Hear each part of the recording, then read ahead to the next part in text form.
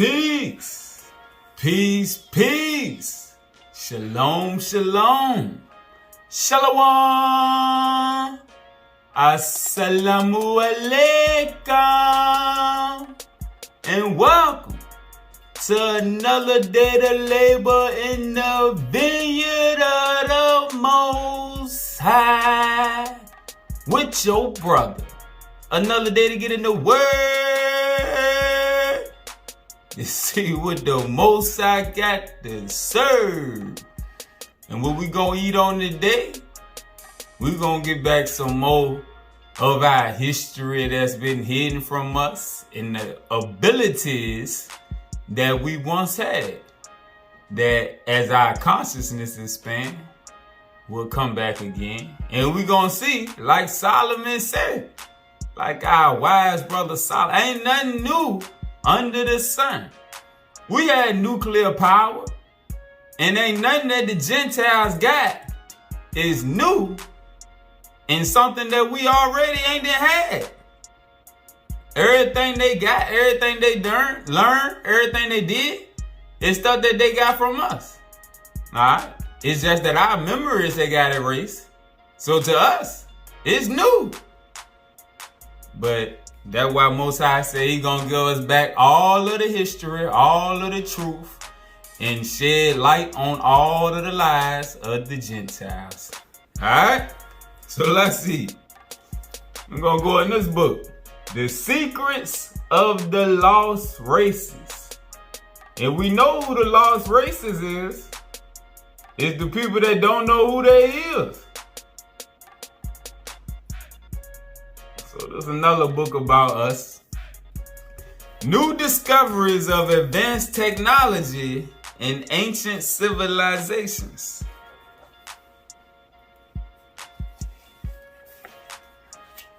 Let's expose some more of the Gentile lies. White lies. They didn't whitewash history. For more than a century, Orthodox historians essentially have dealt with only a single body of historical facts. Facts that meet the requirements of their preconceived hypothetical framework, telling them that man of today is the result of an evolutionary process that has brought us upward, both intellectually and physically, from a lower order of beings. Millions of years are involved in this hypothetical view of history. And even though the historians cannot draw the curtain of recorded history back farther than 6,000 years. Here go one of the biggest lies that the Gentiles tell. 10,000 years ago, 100,000 years ago, the Triassic period, the Jurassic period, all that stuff. I ain't no believe all that stuff. It just didn't make sense. How you know something happened a million years? It just never made sense to me. And here go one of their own historians telling on them that they selling wolf tickets. Even though the historians cannot draw the curtain of recorded history back farther than 6,000 years, they steadfastly stick to their theories. For their programmed minds would not accept any other explanation for man's technological and cultural development. There is a one-sided view of a many-sided problem. For in order to achieve a total concept of history, two other bodies of facts must be taken in consideration. Upads in the historical Bible. What are upads, you wonder? For the past 30 years, there has been a steadily increasing number of historical and archaeological discoveries made at various sites around the world, which because of their mysterious and highly controversial nature, have been classified as out-of-place artifacts, thus the name upads. So upads, when we see that in this text as we go through, it means out-of-place artifacts. This book was wrote in 1978. Alright? None of the out-of-place artifacts is composed of material unknown on Earth. and their technological makeup conforms with the development of our own modern civilization. A closer look at the strange artifacts now suggests that the Upas originated in a man-powered civilization, one that antedated known history, one that attained an elevated degree of development, but was destroyed to such an extent by a devastating catastrophe in the distant past that only a few remnants of its science and technology survived among the inferior cultures that succeeded it in history. Alright, and we remember from some of the lessons we did recently on how Atlantis was destroyed. All of our civilizations where we flourished was destroyed because we became too wicked. We became too powerful. And when we got too much power, it went to our head and we became destructive. Alright, that's the same thing Thoth said happened in Atlantis. Krishna said with the Yuddha Empire that he was a part of, he had to destroy them because they became wicked. The same way Judah in the time of Jesus had to be destroyed for wickedness. The original Kemet got destroyed because of our wickedness. Numeria, ancient Americas, all of the civilizations that we was indigenous and we had all this power and technology, we became corrupt. And it's the same thing that the Gentiles is doing now. As the entities increase their understanding of technology, they become more and more corrupt. So really, looking at the Gentiles ain't nothing but a reflection of what happened with us. All right? And we know the Gentiles ain't nothing but our children according to the scriptures. They came from us and they following our path. And that's why the Most High said they had to look to us and cling to us in the end to come to an understanding of the truth and what really happened. Because all of their history is full of lies. Alright, page 27. In Guatemala, the ancient Maya recorded in their sacred book, the Popol Vuh, that the first men possessed tremendous knowledge. They were able to know all, and they examined the four corners, the 4 points of the arc to the sky, and the round face of the earth. The ancient Chinese also recognized that before them were giants, men twice as tall as us, who once inhabited the realm of delight, but lost it by not living by laws of virtue. And remember the lesson we did on Tahuti? He said they were giants compared to the little men that was around them after they left Atlantis. Same thing they saying right here. All right. So when we left Lemuria, just like when we left Atlantis, the people over here was a lot bigger. All right. Many fragments of technological know-how of unknown origin has surfaced over the years and have usually been ignored by modern science because of the mystery they represent. When the Gentiles can't explain something, they just hide it. If you hide it, you ain't gotta explain it. The Smithsonian done hid all type of stuff. When they came to the Americas, they dug up all of the ancient bones of the giants they could find to get rid of the evidence. And anybody that called them, it was clever how they did it. I got a book, that book I got on the giants and the Smithsonian cover up, talk about how the Smithsonian set it up for people to call them when they found stuff. When all the Gentiles got invited over here to our land, as they started finding stuff, they would phone up the Smithsonian. And they would come out and supposedly take a look at it and take it and claim they gonna put it in a museum. But really what they did, they used people to discover and find where all of the hidden artifacts were. And they took them and hid them. The same thing the Vatican did in the East, the Smithsonian did over here in the West, hiding all of our history. And that's why us over here don't have no idea who we is, because everything pertaining to us, they took and hid and studied it. Professor William Albright, the world-renowned archaeologist of Johns Hopkins University in Baltimore, as the Bible now forms humanly considered part of a great whole, to the outside parts of which it can be related. Its languages, the life and customs of its people, its history, and its ethical and religious ideas are all illustrated in innumerable ways by archaeological discovery.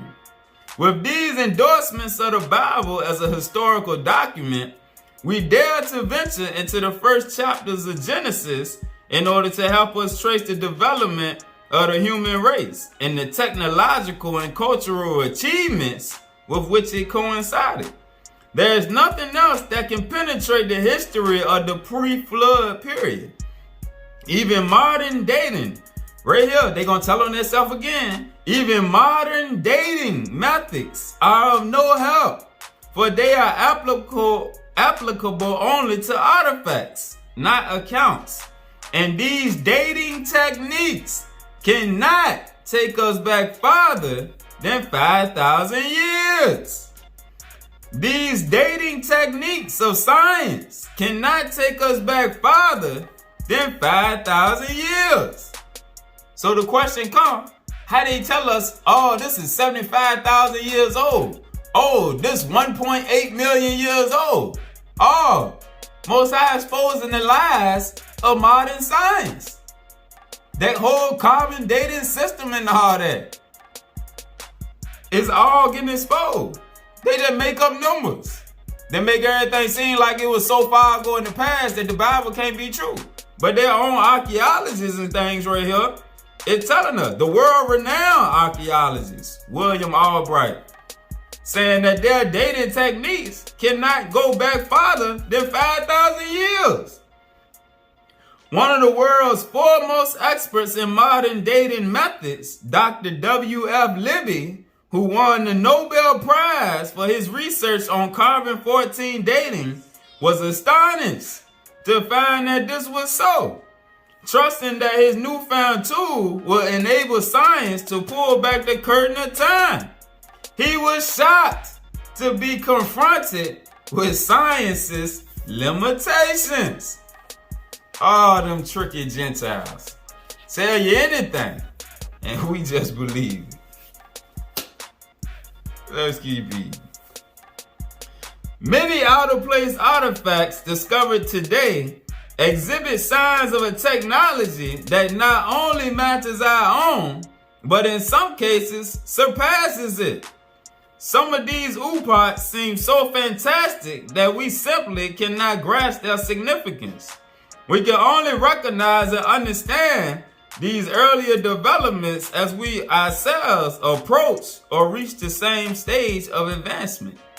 A disturbing question, however, is how many out-of-place artifacts have been lost or remain unidentified in the basements of modern museums because no one knows what they are. So they got all type of stuff of ours that they don't know how to use or what it could possibly be used for. Electricity, however, does not seem to have been the only energy source. Electricity does not seem to have been the only energy source of which the antediluvians had knowledge. For there are a number of out-of-place finds and historical records which suggest that they manipulated a wide range of power potentials. The same thing Thoth was saying about in Atlantis. They manipulated a wide range of power potentials. This is a picture right here of a battery. It says in the caption, it says, the 2,000-year-old Baghdad battery. And we know Baghdad over there in Iraq, that's ancient Babylon, the ancient Mesopotamia area. All right, where Sumer and all of that empire was at. The 2,000-year-old Baghdad battery, as sketched by Willard Gray of the General Electric High Voltage Laboratory, Gray's replica, based on the specifications of the unearthed battery, produced between 1.5 and 2 volts of electricity, showing that electric power was in use in ancient times. They make it seem like we was living in the dark, only in the Bible, and then how they try to make it look like we was only using candles. But that's not true. They just took out pieces of it. We know from the historical record that such secret Hebrew societies as the Kabbalah preserved the knowledge of electricity as late as the medieval period. Eliphas Levi in his Histoire de la Magie records the story of a mysterious French rabbi named Gichel, who was an advisor in the 13th century court of Louis the Ninth. Gichel, his contemporaries report, often astounded the king with his dazzling lamp that lighted itself. The lamp possessed no oil or wick, and Gichel placed it in front of his house for all to see. What the lamp's secret source of energy was, the rabbi never revealed. Another device, one with which Gichel used to protect himself, was a door knocker that literally shocked his enemies. The 13th century chroniclers tell how he touched a nail driven into the wall of his study, and a crackling bluish spark immediately leapt forth. Woe to anyone who touched the iron knocker at that mount. He would bend double, scream as if he had been burned. Then he would run away as fast as his legs could carry him. It would appear that Gichel pushed the discharge button that sent an electric current into the iron knocker on his door. The ancients may have had more sources of light than we can imagine, and there are numerous indications that this was so. All right, now look at the Gentiles, what they say right here. Until the invention of electric lighting in 1890, we possess only candles, torches, and oil lamps, light sources that smoked and left sooty deposits on ceilings. So the Gentiles ain't get electricity until 1890, but they were seeing where we had electricity for thousands of years before that.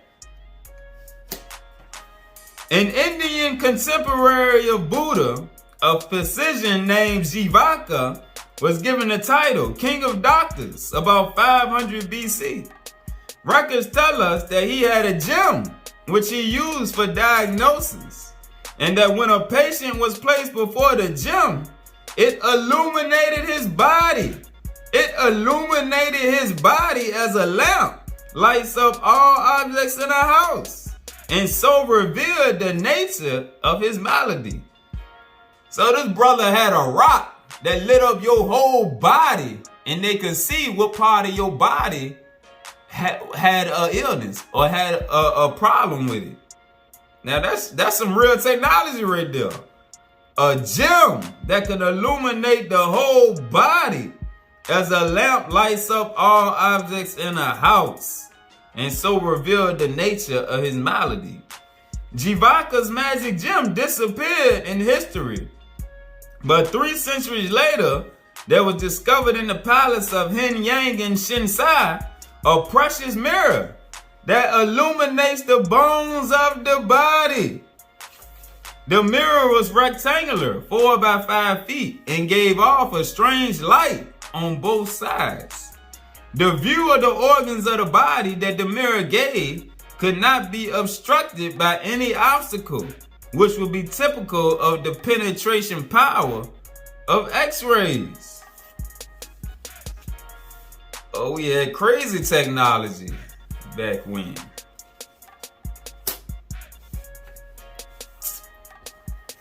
Contrary to what Orthodox historians would like to admit, our ancient ancestors seem to have inherited an extremely sophisticated knowledge of metalworking from an earlier civilization. And we know in the book of Enoch, it told us that the Watchers gave us an understanding of the metals. All right. And like the last lesson or the one before that, We showed where all of the ones they teach us is the fallen watchers has something to do with the metals of the earth. All right. So this don't do nothing but prove true that the entities gave us the understanding of the metals and what to do with them and how to use them and transform them into different materials. So we was working with the spiritual realm, and the Gentiles right here are verifying it. Contrary to what Orthodox historians would like to admit, our ancient ancestors seem to have inherited an extremely sophisticated knowledge of metalworking from an earlier civilization. Not long ago, pre-Inca Peruvian ornaments and other objects made out of platinum were discovered. This possesses a serious problem because in order to melt platinum, a temperature of about 1,755 degrees Celsius must be reached. We had no satisfactory answer to the question of how the ancient Peruvians were able to produce such a heat. A few years ago, a metal belt fastener with open work ornamentation was found in China. In the burial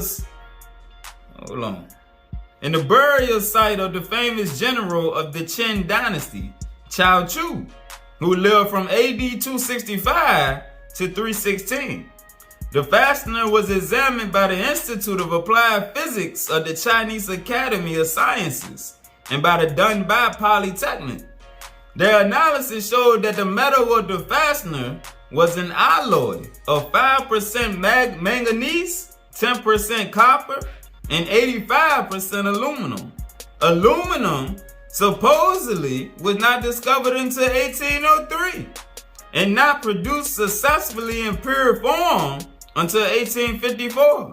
Today, the process of extracting aluminum from bauxite is very complicated and involves the use of a reverbier oven, refraction chamber, and regenerator, as well as electrolysis and temperatures exceeding 950 degrees Celsius. The question is, where did the Chinese acquire these elements of 20th century technology in the 3rd century? It is possible that they may have even possessed methods of producing aluminum, which are still unknown to us today.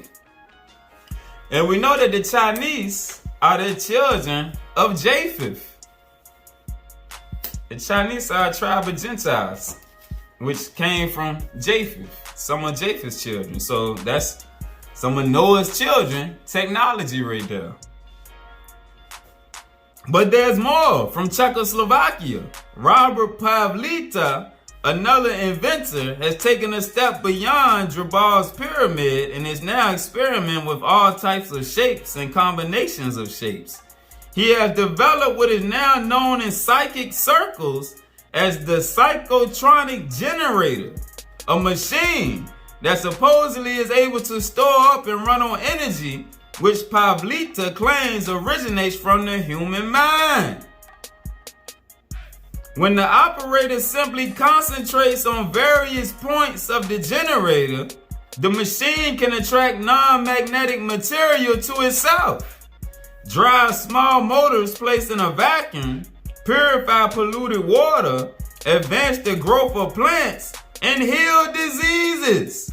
And in addition to all of this, it is reputed to be able to perform several occult extrasensory operations. The inventor avows that it can read minds, control thoughts, foretell the future, and communicate with entities that reside on another plane of existence. The machine can communicate with the spiritual realm. What makes these psychotronic generators so intriguing is that Pavlita admits, although somewhat reluctantly, that these machines are not of his invention. Rather, he states that he discovered the principle behind these incredible machines from a number of extremely ancient manuscripts located in the Prague Library Collection, which incidentally houses hundreds of relics writings still waiting to be deciphered and translated. The manuscripts selected by Pavlita were treatises on black magic, more specifically, magic based on a unified occult technology developed by an advanced civilization antedating Egypt and Sumeria. And we seen in lessons who the advanced civilizations that populated Egypt were. Alright, chapter 4. It's a chapter called Advanced Aviation in Prehistoric Times. Because we think the Gentiles created flying. But the ones of us that have studied Egypt and seen the pictures of the little flying vehicles they have, as well as ones in ancient America. But let's see about it. There were 8 centers of post-Babel high civilization. Alright, speaking on after the Tower of Babel, the high civilizations after that, where the remnants of the pre-flood technology were treasured and utilized. These centers were in the Middle East, Northern Europe, the Arctic, India, what is now the Gobi Desert, Antarctica, Western and Central South America, and Southwestern North America in the Caribbean. Alright, and the reason they name Antarctica, because we ain't gonna go into it in this lesson, but in here it talk about how it got people telling about the time when Antarctica won't covered in ice. And it won't as long ago as we think it was. Alright, that's just another lie. They got maps. They talk about people that say that they got maps from the 1300s that showing Greenland.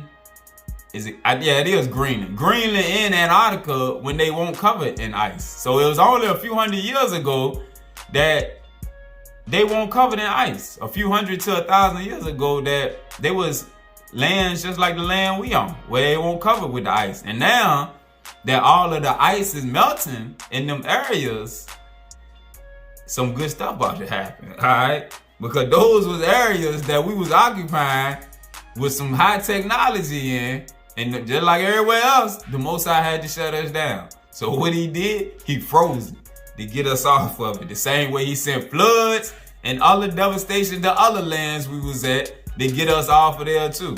Alright? But now, as we come into the close of this cycle, he bringing everything back along with the information and purifying us. That's why he say only the righteous is going to be in the time to come. Alright?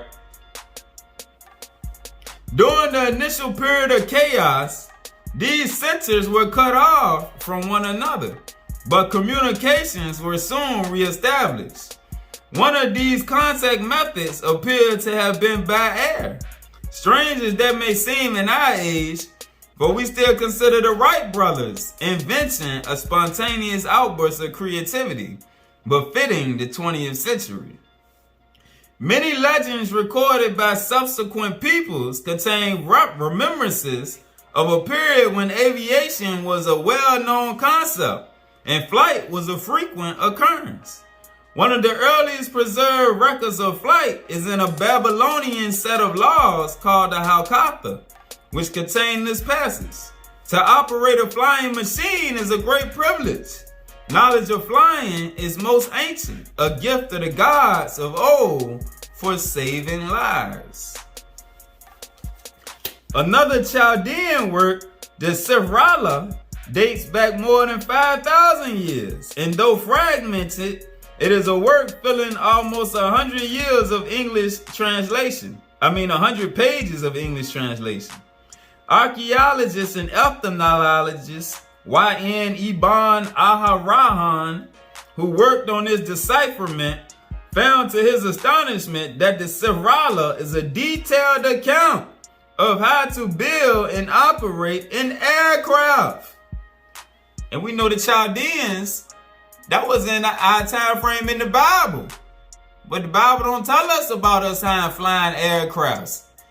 It's in there, but it's coded, but they don't come out and directly say it. So we had them way back then. The texts speak of various parts such as vibrating spears, graphite rods, and copper coils. And on the subject of flight, the writer comments on wind resistance, gliding, and stability. Unfortunately, many key lines of the text are missing. making any attempt at reconstructing the craft impossible. Early Chinese annals also contain several references to the art of flying. Emperor Shun, who reigned between 2258 and 2208 BC, reportedly not only constructed a flying craft, but also tested a parachute, more than 36 centuries before Leonardo da Vinci. In 1766 BC, another Chinese emperor, Cheng Tang, ordered a court artisan named Qi Kongxi to construct a flying apparatus. The craftsman built the machine and flew it to the province of Hunan on a test flight. The emperor, however, had the aerial craft destroyed so that his secret might not fall into the wrong hands. And even as late as the 4th century AD, another Chinese writer, Ko Hong, spoke of a flying car made of wood and possessing rotating blades that caused the car to travel skyward. In the same century, a flying craft also appeared in Ceylon, where the Buddhist monk Gunavarman used it to fly to the island of Java, a distance of 2,000 miles.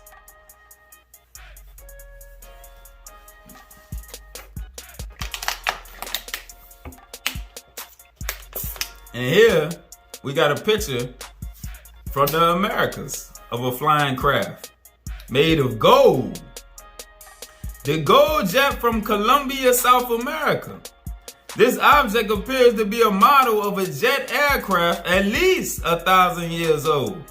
Experts in the Aeronautical Institute of New York support the opinion that it does not represent any known type of winged animal, bird, bat, or insect, and that it definitely has features that are more mechanical than biological. Alright, so we had planes over here too.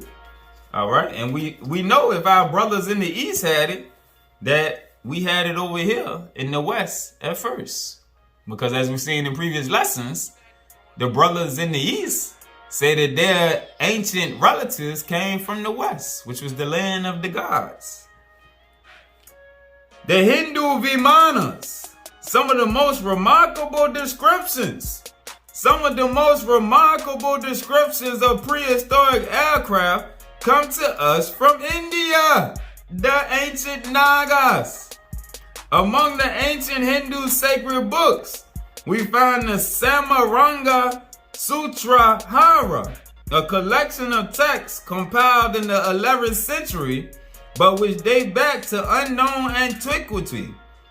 The Samaraga contains 230 stanzas that describe in detail every possible aspect of flying, from how the apparatus was powered to the proper clothing and diet of the pilots.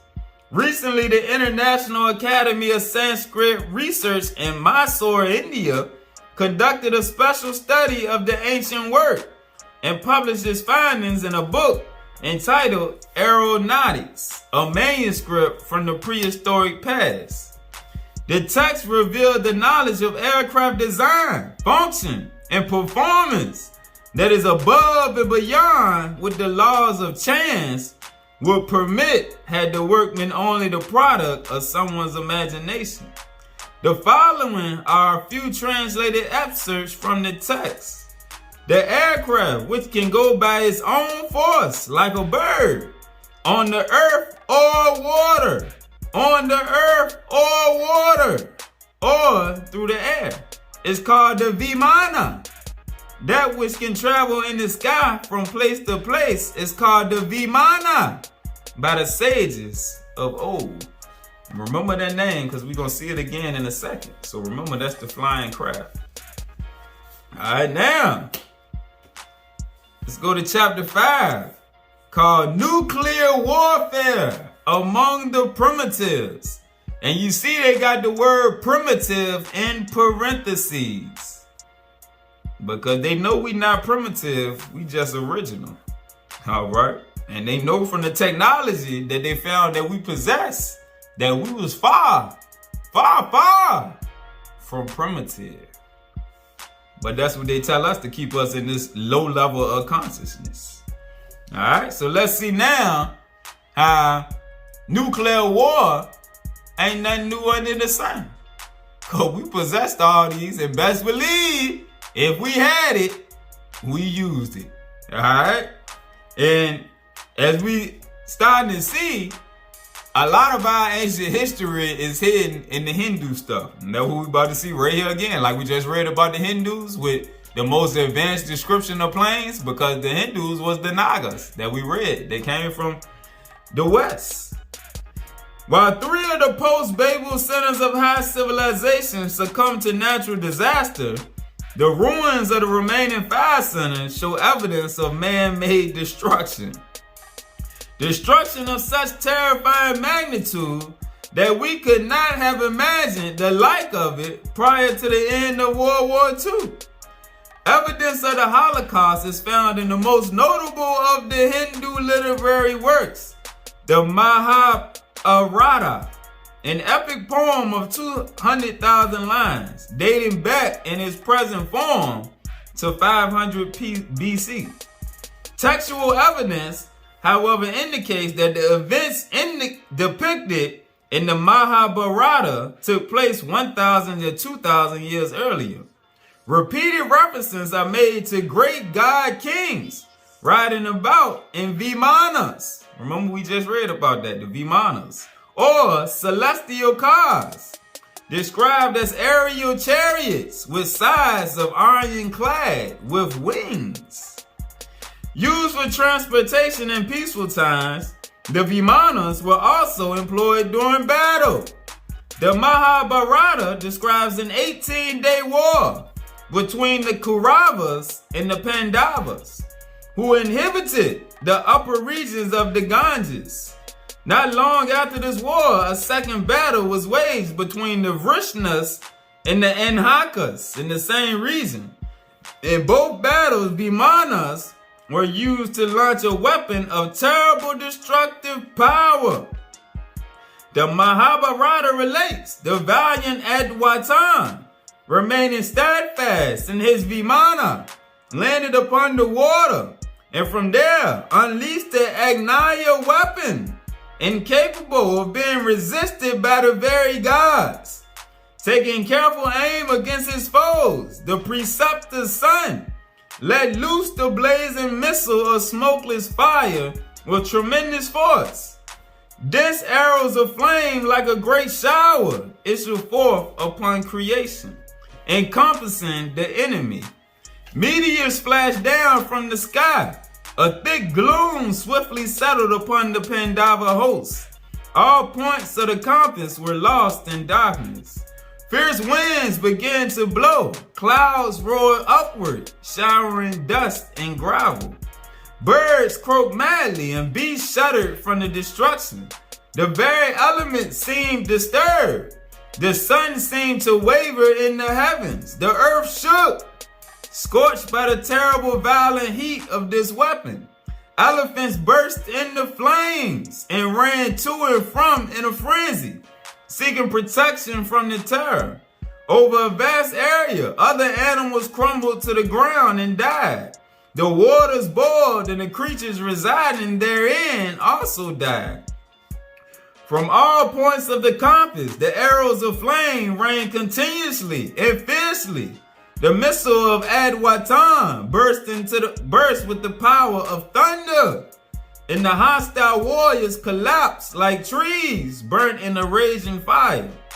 Thousands of war vehicles fell down on all sides. The description of the second battle is as frightening as that of the first. Gurkha, flying in his swift and powerful Vimana, hurled against the 3 cities of the Vrishnas and Anhakas a single projectile charged with all the power of the universe. Good gracious. Charged with all the power of the universe. Can you imagine that? An incandescent column of smoke and fire, as brilliant as 10,000 suns, rose in all its splendor. It was the unknown weapon, the Iron Thunderbolt, a gigantic messenger of death, which reduced to ashes the entire race of the Vrishnas and Anhakas. The corpses were so burnt that they were no longer recognizable. Hair and nails fell out. Pottery broke without cause. Birds disturbed circled in the air and were turned white. Food were poisoned to escape the warriors threw themselves in streams to wash themselves and their equipment. With the destruction ended, the Kuru king, Yudhishthira, was informed of the power of the Iron Thunderbolt and the slaughter of the Vrishnis. We could attribute these descriptions to the overactive imagination of some unknown Hindu sage of long ago, but there are too many details that make this unnervingly similar to an eyewitness report of an atomic bomb explosion. The brightness of the blast, the column of rising smoke and fire, the fallout, intense heat and shock waves, the appearance of the victims, and the effect of radiation poisoning. Hindu scholars believe that the ancient atomic explosion occurred in either 3102 or 2449 BC, with the latter as the more probable date, because of the detailed astronomical configuration given in connection with the battles in the Mahabharata. If the latter date is correct, this means in terms of biblical chronology that atomic weapons must have been used about a millennium after the flood. According to traditional Hindu history, the Mahabharata War took place not many generations after the reign of Manu, who escaped the world-destroying deluge with his family in a boat, the Hindu equivalent of Noah in the Ark. And all civilizations had a deluge story. But with the initial research into radiation and nuclear physics at the turn of the century, there were already those who saw in the Mahabharata and other ancient legends an indication of energies that were just beginning to be understood by modern man. Speaking on the Gentiles. Physicist Frederick Soddy, in his interpretation of radium, published in 1909, remarked concerning the ancient accounts, Can we not read in them some justification for the belief that some former forgotten race of men attained not only to the knowledge we have so recently won, but also to the power that is not yet ours? I believe that there have been civilizations in the past that were familiar with atomic energy, and that by misusing it, they were totally destroyed. Since 1945, of course, we have learned what the effects of the destructive power of the atomic bomb are.